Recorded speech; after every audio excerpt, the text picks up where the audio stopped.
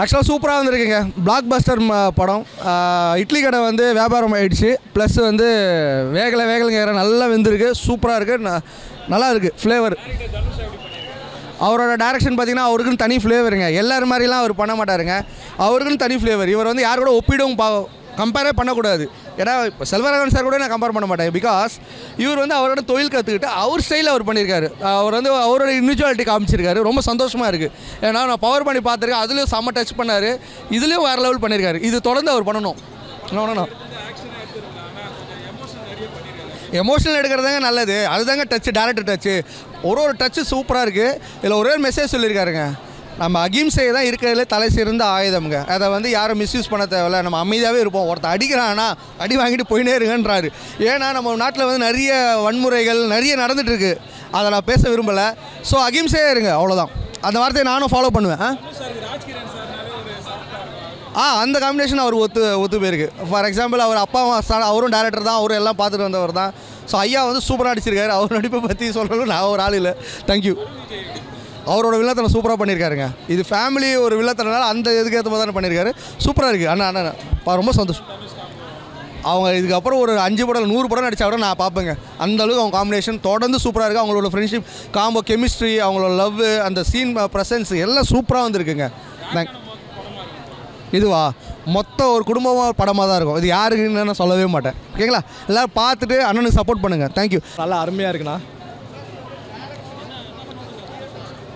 அண்ணா அவர் என்ன நல்லா நிறையா இருக்குது. அதில் முக்கியமாக நம்ம வந்து பூர்வீகம், நம்ம மண்ணை விட்டுறக்கூடாது. எங்கே தான் நம்ம போய் சம்பாதிச்சு ஆடி ஓடி எல்லாம் பண்ணால் கூட நம்ம கடைசியில் நம்ம கூட்டை தேடி வந்துடணும். கூட்டு தான் பூர்வீகம். நம்ம மண் தான் சொந்த ஊர். அதை நம்ம பார்த்துக்கணும், பாதுகாக்கணும். அதை விட்டுறக்கூடாது. அதை பாட்டேன் பூட்டேன் முப்பாட்டேன் நம்ம அம்மா அப்பா தான் நமக்கு தெய்வம். நம்ம அம்மா அப்பாவை வந்து நம்ம எவ்வளோக்கு எவ்வளோ நல்லா பார்த்துக்கிறோமோ அவ்வளோக்கு எவ்வளோ நம்ம நல்லா வருவோம். அவங்க நம்மளோட நிறைய கோட்டை கட்டி வச்சுருப்பாங்க. அதை நம்ம பாதுகாக்கணும். அதான் மெயின் கான்செப்ட்ண்ணா. டேரக்டர் தனுஷ் வந்து நல்லா நல்லா செம்ம இதுண்ணா. அப்படியே டயமண்ட் மாதிரி ஜொலிக்கிறாருண்ணா.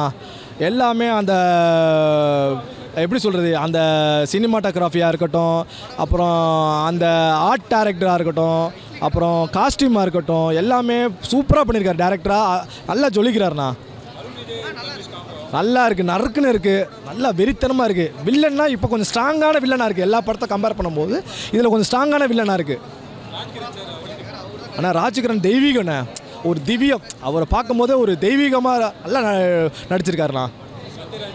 சத்யராஜ் கேரக்டர் அவர் அந்த ஃபாரின் அந்த கல்ச்சரில் செமையாக இருக்குது.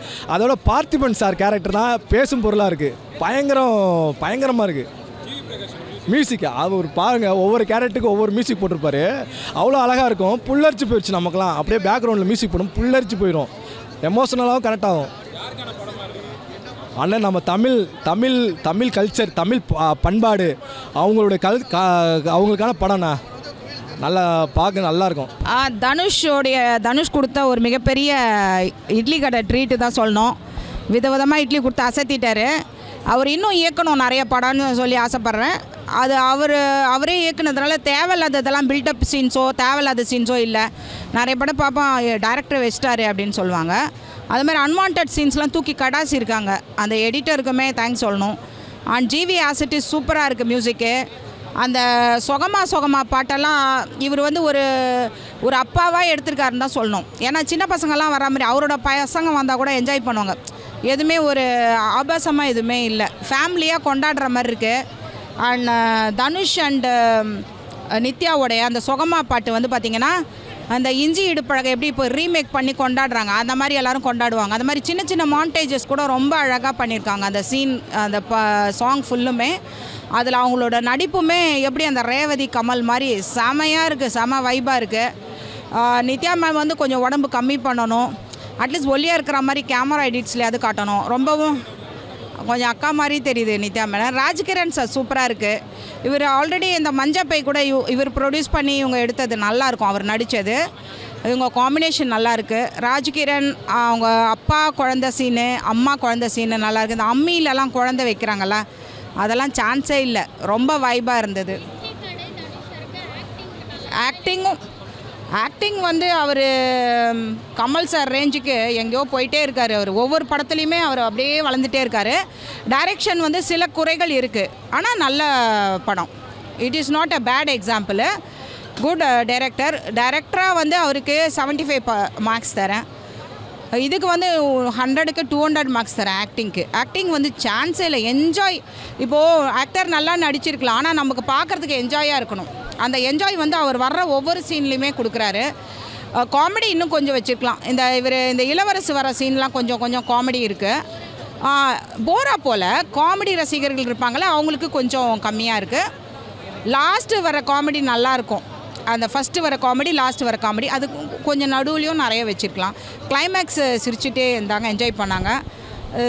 தீ வைக்கிற சீனுக்கு அப்புறமா வர சீன்லாம் சான்ஸே இல்லை. உங்களுக்கு ரொம்ப எமோஷ்னலாக செம ட்ரீட்டு.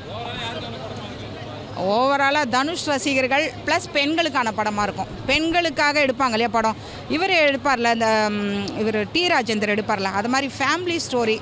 அதுக்கு எப்படி பெண்கள் வருவாங்க கூட்டமாக, அது மாதிரி.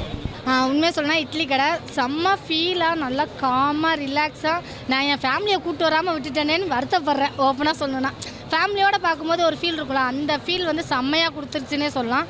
படம் ரொம்ப நல்லா இருந்த மாதிரி ஃபீல் இருந்தது. ரொம்ப எமோஷ்னல் கனெக்டிவிட்டினே சொல்லலாம். எனக்கு என்ன தோணுச்சுன்னா, நம்ம ஊர் சைடு, கிராமத்து சைடு ஒரு விஷயத்தை காட்டி படம் எடுத்து அந்த படம் ஹிட்டுன்னு சொல்லுவாங்க. இந்த படமும் கண்டிப்பாக மதுரை சைடு ஃபுல்லாகவே செம்ம ஹிட்டு மூவி அப்படின்னு தான் நான் சொல்லுவேன்.